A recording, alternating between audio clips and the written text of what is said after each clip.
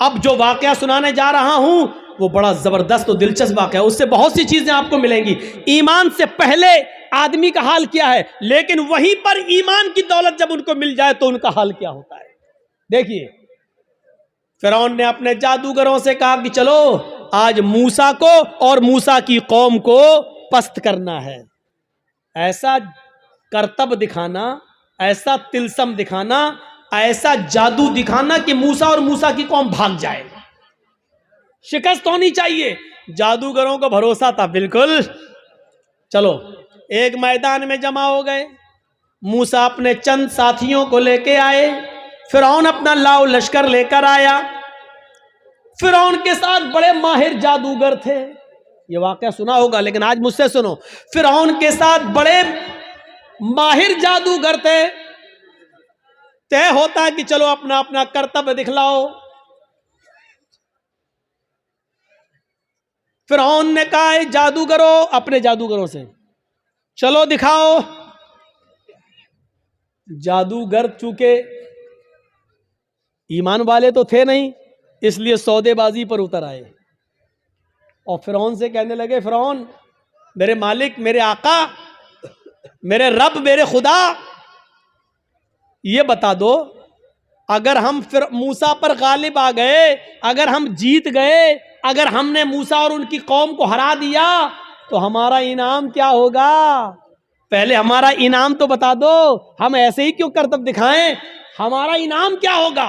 फिरौन ने कहा कि दिखाओ अपना करतब, दिखाओ अपना जादू। तो फिरौन के जादूगरों ने जादू दिखाने से पहले क्या कहा? कुरान उन जादूगरों के अल्फाज को रिकॉर्ड करता है। उन जादूगरों ने फिरौन से कहा, इन्ना लना लाजरन इन कुन्ना नहनुल गालिबीन। ठीक है, हम अभी जादू दिखाते हैं, लेकिन आए फिरौन, ये बताओ, अगर हमने मूसा और मूसा की कौम को हरा दिया और हमारा करतब देखकर, हमारा नाटक देखकर अगर ये सब हार जाओ, भाग जाएं, तो हमारा अज्र क्या होगा? इन्ना लना लाजरन, हमारी मजदूरी क्या होगी, हमारा इनाम क्या होगा? इन कुन्ना नहनुल गालिबीन, अगर हम इनके ऊपर गालिब आ गए तो,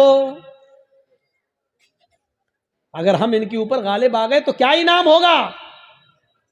फिरौन ने मुस्कुराते हुए जवाब दिया, इन्नकुम लमिनल मुकर्रबीन, अगर मूसा और मूसा का लश्कर हार गया, शिकस्त फाश दे दी, डर गया और भाग गया, तो तुम, लमिनल मुकर्रबीन का तर्जमा में, तुम मेरी कैबिनेट में शामिल हो जाओगे, कैबिनेट मिनिस्टर बन जाओगे। सही तर्जमा ये, तुम मेरे बहुत करीब हो जाओगे। एक चीफ मिनिस्टर होता है, एक प्राइम मिनिस्टर होता है, तो प्राइम मिनिस्टर और चीफ मिनिस्टर का के करीबी लोग कौन होते हैं? जो उसकी कैबिनेट में शामिल होते हैं। जो भी चीफ मिनिस्टर को करना होता है वो अपनी कैबिनेट से मशवरा करता है, प्राइम मिनिस्टर को जो करना होता है वो अपने कैबिनेट से मशवरा करता है। तो हम जो भी कुछ करेंगे तुम्हारे मशवरे से करेंगे, यानी तुम हमारे मुकर्रब हो जाओगे, हम तुम्हें अपनी कैबिनेट में शामिल कर लेंगे। अल्फाज दीगर, हम तुम्हें अपना वजीर बना देंगे, तुम्हें हम अपना मिनिस्टर बना लेंगे, वजीर बना लेंगे, तुम्हारा ये इनाम होगा।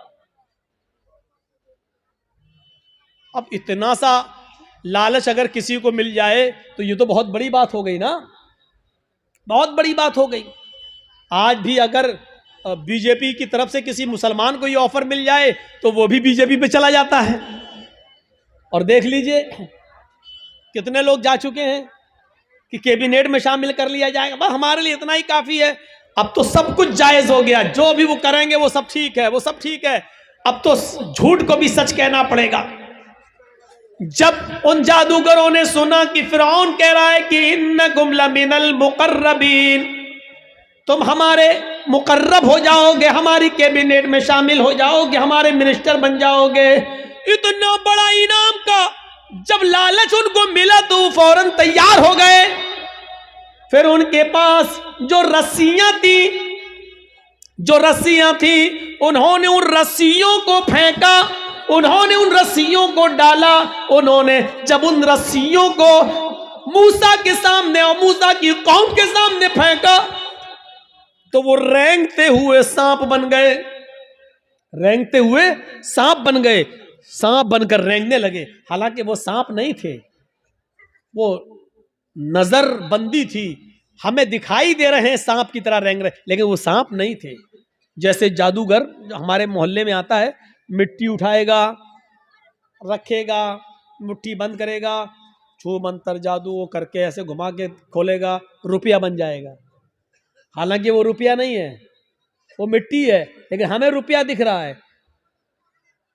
अगर जादूगर मिट्टी को रुपया बनाना जानता होता तो अपना जादू खत्म करने के बाद फिर कटोरा लेकर 1-1, 2-2 रुपए की भीख हमसे क्यों मांगता? वो कहता है कि ये कला है, ये मिट्टी को मैंने रुपया बनाया, ये सिर्फ हमारी हाथ की सफाई है, ये तुम्हें रुपया दिख रहा है लेकिन हकीकत में रुपया नहीं है। अगर रुपया होता तो फिर तो हम घर बैठ के ये तमाशा क्यों दिखाते तुम्हें, हम तो घर बैठ के मिट्टी का रुपया बनाते रहते। मूसा और मूसा की कौम को वो रेंगते हुए सांप दिखने लगे तो मूसा अलैहिस्सलाम डरने भी लगे, ऐसे हटने भी लगे।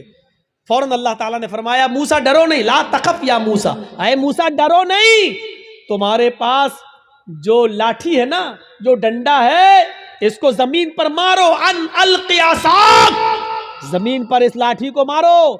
मूसा अलैहिस्सलाम ने वो लाठी जमीन पे मार दी और जैसे ही जमीन पे लाठी मारी वो अजदहा बन गया। अजदहा बहुत बड़ा होता है, वो अजदहा बन गया और उसने अपना मुंह फाड़ा और अंदर को सांस ली, बाहर को नहीं, अंदर को, अंदर को। जब उसने अंदर को सांस ली तो वो जितने भी सांप जो रस्सियां बनी हुई थी वो सब उसके मुंह में घुसते चले गए, करके सबको खा गया। यहीं से मूसा फिरौन के जादूगरों की अकल ठिकाने आ गई। वो समझ गए हमने जो दिखाया वो नकली चीज थी, मूसा ने जो दिखाया वो ओरिजिनलिटी थी, वो असलियत थी। वो समझ गए कि अब हक के आगे मेरा बातिल नहीं चलेगा। यकदम वहीं से बदल गए, यहीं से चेंज हो गए। मूसा अलैहिस्सलाम ने डंडा जमीन पे मारा, वो अजदहा बन गया, अजदहा उनके सांपों को निकल गया। फिरौन के जादूगर समझ गए कि अब मेरी खैर नहीं, अगर मैंने कुछ और दिखाया तो हमारी आफत, हमारी बर्बादी, क्योंकि हमने जो दिखाया वो जादू था, मूसा ने जो दिखाया वो हकीकत है और जादू कभी हकीकत का मुकाबला नहीं कर सकता। फौरन वहीं के वहीं वो सारे जादूगर पलटे और चीख पड़े, आमन्ना बिर्रब्बे मूसा व हारून, हम मूसा और हारून के रब के ऊपर ईमान ले आए। चीखते हुए उन्होंने कहा, अब हमने फिरौन को छोड़ दिया, मैं मूसा और हारून के रब पर ईमान ले आया। उन्होंने ये नहीं कहा कि मैं अल्लाह पर ईमान लाया। जादूगरों ने क्या कहा, बिरब्बे मूसा व हारून, हारून और मूसा के रब पर ईमान लाया। अगर वो ये कहते हैं कि मैं तो अल्लाह पर ईमान लाया, तो लोगों का अल्लाह और लोगों का खुदा तो वही बना हुआ था फिरौन। इसलिए मूसा और हारून का रब नहीं था। मूसा और हारून अलैहिस्सलाम ने कभी फिरौन को अपना रब नहीं माना, मूसा और हारून ने अपना रब अल्लाह को माना था। इसलिए क्या कहा, आमन्ना बिरब्बे मूसा व हारून, मैं हारून और मूसा के रब पर ईमान ले आया, यानी मैं अल्लाह पर ईमान लाया। फिरौन तो शजदर रह गया, लाया था मूसा और उनको हराने के लिए, और ये तो हम ही हार गए। ये सारे जादूगर पलट गए, ये सारे जादूगर उधर चले गए। अभी देखिए, जब तक जादू दिखा रहे थे तब तक वो काफिर थे, लेकिन जब मूसा ने अपना हुनर दिखलाया, मौजिजा दिखलाया, तो वो ईमान ले आए। अब ईमान लाने के बाद ताकत देखिए उनके अंदर वही मौजूद है, अभी हटे नहीं, अभी अपने घर नहीं गए। अब जब ईमान ले आए, जब कह दिया मन्ना बिरब्बे मूसा व हारून, जब कह दिया कि हारून और मूसा के रब पर ईमान लाए, तब उनके ईमान लाने के बाद उनके अंदर ताकत क्या आई, वो दिखाना चाहता हूं। एक मोमिन के अंदर ईमान जब आ जाए तो उसकी ताकत क्या होती है, वो चीज समझ लीजिए। जब वो ईमान लाए तो फिरौन ने कहा, ये क्या किया तुमने? तो उन्होंने जवाब दिया कि अल्लाह की तरफ से हक आ जाने के बाद और अपनी आंखों से हक देखने के बाद भी मैं तुम्हारी गुलामी करूं और तुमको अपना रब मानूं, तो हमसे बड़ा बदनसीब कोई नहीं होगा, हमसे बड़ा फिर पागल कोई नहीं होगा।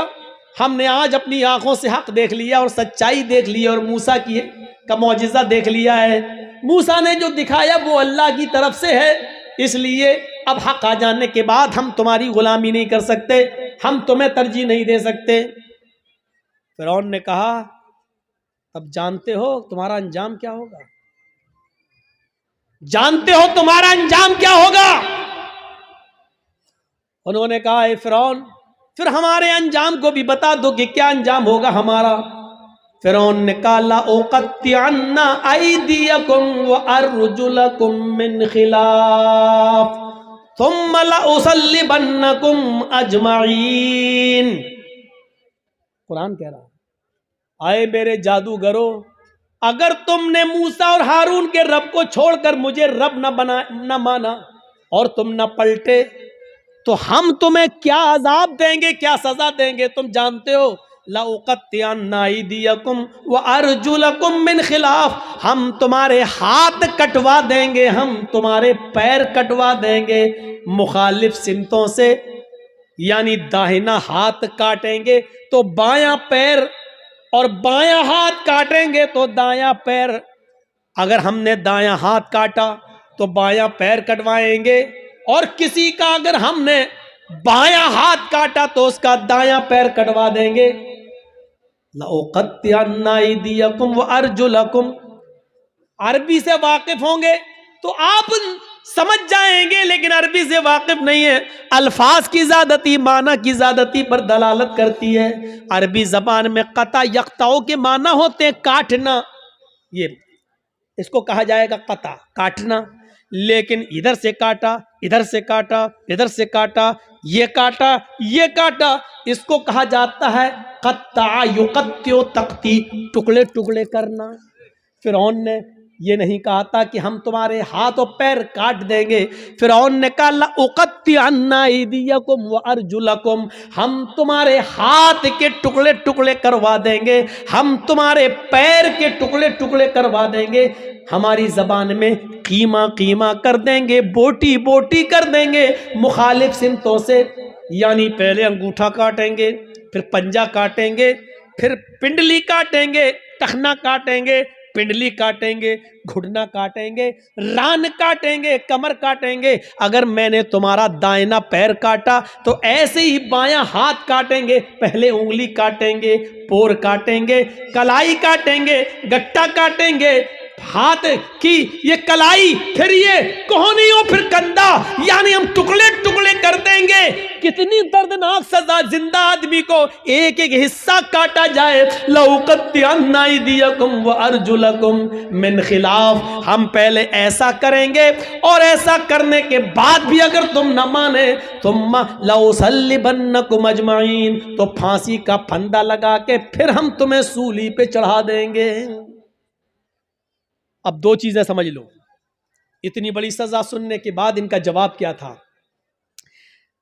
जब काफिर थे, ईमान नहीं लाए थे, फिरौन के साथ आए थे, तब इनकी डिमांड क्या थी, तब इनकी डिमांड क्या थी, इन्ना लना लअजरन, अगर हमने अपना जादू दिखाया और मूसा को हरा दिया तो आप हमें इनाम क्या देंगे। अभी इनाम मांग रहे थे, सोना चांदी दौलत मांग रहे थे, लेकिन ईमान लाने के बाद जब इतनी बड़ी सजा सुनी तो उसके बाद उनका जवाब क्या था। यह है ईमान की ताकत। उनका जवाब यह था, फ़क़ज़ी मा अंत क़ाज़िन, फ़क़ज़ी मा अंत क़ाज़िन इन्नमा तक़ज़ी हाज़िहिल हयात दुनिया। आए फिरौन, तुझे जो करना हो कर। फ़क़ज़ी मा अंत क़ाज़िन, आए फिरौन तुझे जो करना हो कर, मेरे साथ, मेरी बॉडी के साथ, मेरे जिस्म के साथ, मेरे पैरों के साथ, मेरे हाथ के साथ, मेरे जिस्म के साथ, जो कुछ भी तू कर सकता है कर ले। इन्नमा तक़ज़ी हाज़िल हयात दुनिया, तू सिर्फ मुझे दुनिया में सज़ा दे सकता है, सिर्फ दुनिया में मुझे परेशान कर सकता है, सिर्फ दुनिया में तू मेरे ऊपर हुकूमत चला सकता है, सिर्फ दुनिया में तू मुझे सज़ा दे सकता है, आखिरत में तू हमें सज़ा नहीं दे सकता है, आखिरत का तू हमारे मालिक नहीं है। जो अभी इनाम मांग रहे थे, ईमान लाने के बाद वो कह रहे हैं जो करना हो कर ले, लेकिन अब हम मूसा और हारून के रब को छोड़ने वाले नहीं हैं। ये है ईमान, ये है ईमान। यहाँ तो हमारा ईमान का बड़ा हाल है। अगर दो चार आदमी हमें पकड़ के बांध दो कर जय श्री राम, तो हम कह भी देंगे अपनी जान बचाने के लिए जय श्री राम। वो एक अलग मसला है कि ऐसे मौके पर नारा लगाना चाहिए या कोई मजबूर करे तो जय श्री राम कह सकते हैं कि नहीं कह सकते, वो एक अलग मसला है। उस मसले पे जाएंगे तो रात बीतेगी, क्योंकि फिर दलीलें देना पड़ेंगी और सबूत देना पड़ेंगे। उस तरफ अभी हम नहीं जाना चाहते हैं मेरे भाइयों, ये एक अलग मसला है। लेकिन जरा सोचो कि आज हमारा ईमान क्या है और उनका ईमान क्या था। जो अभी इनाम मांग रहे थे वो अब कह रहे हैं कि सजा भी दे दो, लेकिन हम अब ईमान से फिरने वाले नहीं है। ये होता है ईमान, ये होता है ईमान।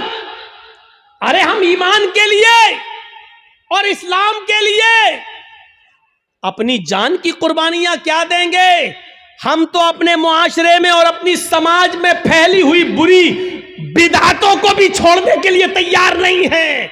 हमारे बाप दादा जो करते आए हैं वही हम करेंगे, हमारे बाप दादा जो करते आए वही करेंगे। ये नए मुल्ला मौलवी जब से पैदा हो गए तब से ये नए नए मसले बताने लगे हैं। ये सूरत हाल आज हमारे दरमियान आ गई है, ये सूरत हाल आज हमारे दरमियान चली हुई है। कोई चीज हमारी मस्जिद में आज हो रही है, बंद हो जाती है, फिर दोबारा चालू हो जाती है। हम अपने बाप दादा की राइज करदा बिदअतों को हम खत्म नहीं कर पा रहे हैं। ईमान और इस्लाम के लिए हम अपनी जान क्या कुर्बान करेंगे, हम क्या छोड़ेंगे। हजरत हाजरा की तरह अपने शौहर को कौन औरत छोड़ने के लिए तैयार होगी, और कौन आदमी ऐसा होगा जो अपने बच्चे को इस्माइल की तरह छोड़कर चला जाए और फिर पलट कर भी ना देखे। हम भी जाते हैं तो एक उम्मीद होती है कि चलो बीवी सऊदीया जा रहे हैं, इस बच्चे ही के लिए तो जा रहे हैं, तुम्हारे लिए तो जा रहे हैं, लेकिन 1 साल के बाद आ जाएंगे, 2 साल के बाद आ जाएंगे। लेकिन वो भी घर में सारा इंतजाम करने के बाद आप जाते हैं और सऊदी जाने के बाद पैसे वगैरह भेजते रहते हैं। यहाँ तो कुछ नहीं है, अंधेरी रात में क्या होगा, सत्तू और पानी के अलावा कुछ नहीं है। वो भी 2 दिन के लिए बाद क्या होगा, मेरी बीवी क्या करेगी, मेरा बच्चा क्या करेगा। जरा तसव्वुर कीजिए इस पोजीशन में अपनी बीवी और बच्चे को छोड़ना। हम तो अपनी बिदातों को कुर्बान नहीं कर पा रहे हैं, नहीं छोड़ पा रहे हैं। हमारे बाप दादा जो करते चले आ रहे हैं वो हम करते रहेंगे। वही बात लौट फिर के आती रहती है कि मौलाना साहब क्या किया जाए। मस्जिद में फर्ज नमाज के बाद इमाम के साथ दुआ मांगना कैसा है, कब्रिस्तान में दुआ करना कैसा है, किसी आदमी के मर जाने के बाद किसी मौलाना के साथ उसके घर पे जाकर भोज खाने के बाद दुआ करना उसकी मग़फ़िरत की, ये कैसा है। वही पुराने घिसे पिटे सवाल जो हम 15-20 साल से इन इलाकों में आके बोलते जा रहे हैं, वही सवाल, और आज तक हम उनको खत्म करने के लिए तैयार नहीं होते हैं। ये हमारी बेशर्मी का हाल है, ये हमारी बेशर्मी का हाल है। मेरे भाइयों, आज फिर एक बात को जहन में बिठा लो, दुआ करना गलत नहीं है। एक बात फिर जहन में रख लो, दुआ एक इबादत है, और इबादत वैसे की जाएगी जैसे जनाब मोहम्मद रसूलुल्लाह ने बताई है।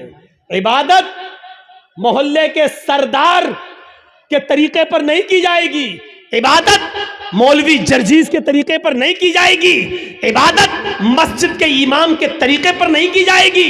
मस्जिद का इमाम कुरान और हदीस बता सकता है, लेकिन मौलवी के तरीके पर इबादत नहीं की जाएगी। इस बात को आप हमेशा जहन में रखिए। दुआ मुख्कुल इबादा, दुआ इबादत का मग़ज़ है। दुआ के लिए आपको कोई मना नहीं करता है। दुआ जहां अल्लाह के रसूल ने हाथ उठाकर की है आप करिए, कोई मना नहीं करता है। दुआ जहां हाथ उठाकर नहीं की है वहां आप हाथ उठाकर करेंगे तो वहां हम मना करेंगे, इसलिए कि हाथ उठाना साबित नहीं है। मसलन लैट्रीन में जाने की दुआ है, अब आप लैट्रीन में घुस के पढ़िए हाथ उठा के, अल्लाहुम्मा इन्नी औज़ु बिका मिनल खुब्स वल खबाइस। अब बैठिए,